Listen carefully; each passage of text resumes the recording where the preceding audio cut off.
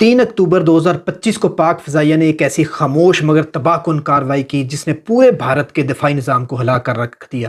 ایک بھارتی جاسوس طیارہ ابو ظہبی سے گولف سٹریم G550 دہلی جا رہا تھا۔ جب اس نے کراچی کے قریب سمندری حدود میں آ کر پاکستانی فوجی تنصیبات کی جاسوسی شروع کی، صرف 6 سیکنڈ میں پاک فضائیہ کے الیکٹرانک وارفیئر نیٹ ورک نے اس جہاز کو لاک کر لیا۔ پھر ہوئی شروع ایک ڈیجیٹل جنگ جس نے بھارت کی ناک کٹوا دی۔ بھارتی جہاز کے سسٹم نے خود ہی ہائی جیک الارم چلانا شروع کر دیا۔